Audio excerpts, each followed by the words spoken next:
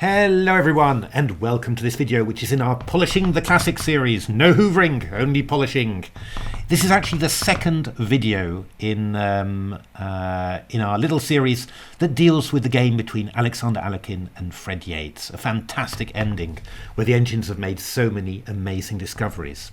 Now, in the previous video we saw that that after this move 34 f5, Fred Yates had played g5. And it's actually quite interesting that after h4, f6, takes, knight g1, Fred Yates played bishop d7 here, which lost, but Karsten Muller in a recent endgame book points out that h4 might indeed lead to a draw. And that's rather contrary to what earlier commentators like Kotov and Chereshevsky claimed. And indeed, it does seem to work. G takes h4 is the line given by Muller, and it leads to some crazy play. As you can see, the white knight finds it very hard to stop two black pass pawns, and c2, c1 queen. Well, the king and the two pawns are dangerous, but the queen manages to give perpetual check.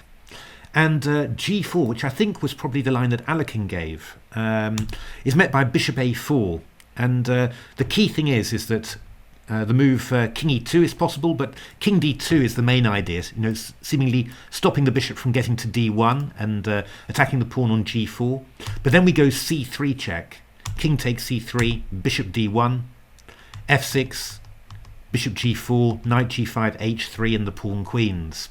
If you go king e2, I go king e8, knight h3, c3, knight g5, bishop b5, king d1, sacrifice the c-pawn, get round to e2, and it's very similar stuff. Just going bishop takes g4 and then pushing the h-pawn.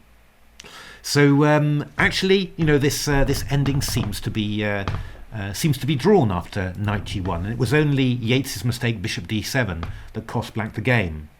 The question is whether white had anything better after the move g5.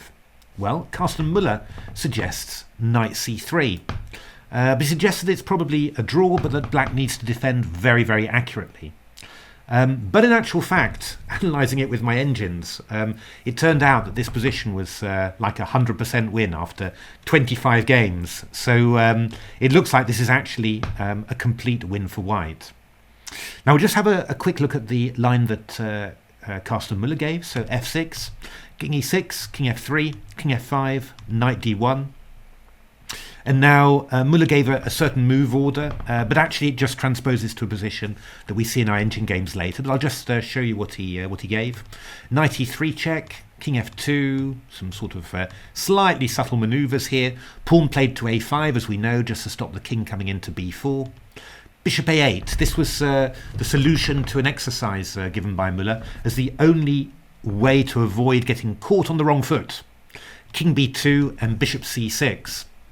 And Muller seemed to assume that black could keep white at bay in this way. I mean, I was just reading through it in my head, and it just seemed so unlikely, really, that in this position that black could keep white out. The bishop is sort of tied to two things. Protecting the a4 square, protecting d5, and we've got all sorts of ideas on the king side to change the pawn structure. I mean, surely there must be a way to make this work. Well, obviously, if I had to analyse it myself, it might have taken a while. But just letting my engines play engine matches, lots and lots of them, made things pretty clear. So just going back to the position, knight d1, instead of Muller's bishop d7, the engines played king g6, but it led to pretty much the same thing. King e2, bishop a8, king d2, bishop c6. From time to time, my engines were trying to play the pawn to h3 very quickly. The idea being that if ever black then manages to get some sort of counterplay if the knight moves away and the king gets in, then that's a very fast counterattack against the pawn on g2 or pawn on h2. But actually, as soon as black played h3, white just played g4 and then moved the king back and took the pawn. So that wasn't a particularly successful attempt there. So let's have a look if we just play like Muller suggested. King d2, bishop c6, king d1, bishop a8, king c2, bishop b7, king b1, bishop a8, king b2, bishop c6, and we are there at the position that that Karsten Muller gave. And here the engines were just playing king a3, and actually this just seems to be completely winning.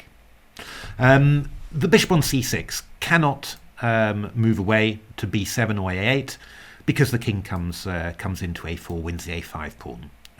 Bishop can't move away to d7 or e8 because of knight takes d5. So actually black's got to do something on the king side here.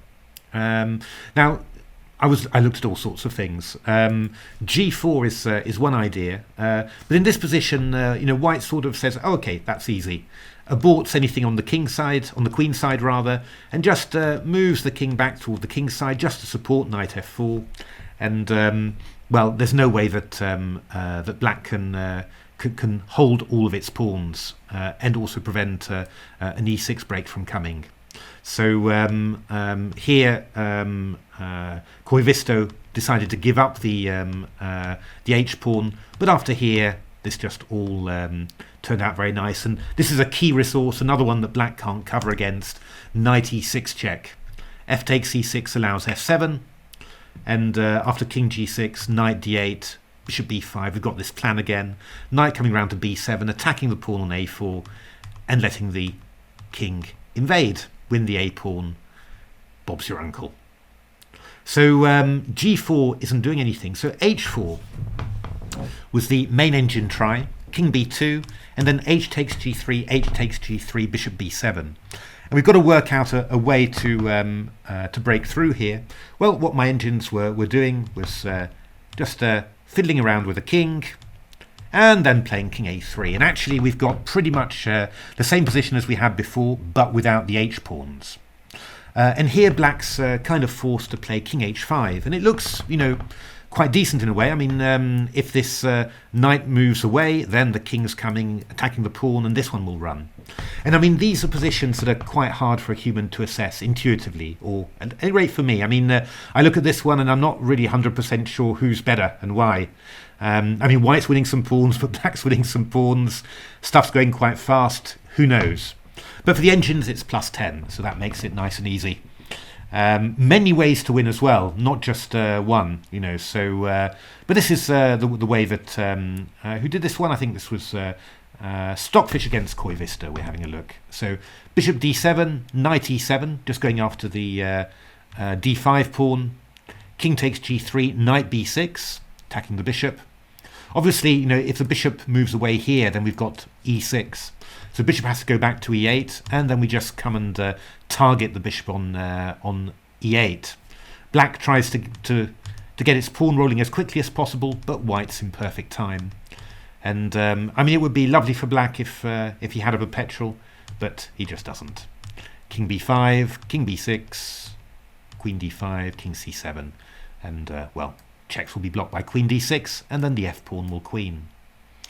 And so actually, in this position, it really looks as if this move knight c3 that Muller thought was dangerous, but probably only leading to a draw, actually would win it for white. And that was stronger than Alekhine's idea of h4. So fascinating insights there into the endgame. And again, this is only really something that you can discover by letting the engines play out the games against each other and just let them discover fantastic things. And, with sometimes a little bit of human guidance for the long-term planning, that can make a pretty amazing combination, I think. So there we are. Hope you enjoyed that. If you liked this video and the previous one, why not give some likes, even subscribe to my channel, and even take a look at The Silicon Road to Chess Improvement, my new book, which is full of amazing engine insights and also lots of insights about how to train with engines. There's a huge section where I show all of my different training methods and lots of my secret training games against engines. But otherwise, thanks very much for watching, and hopefully see you for the next video.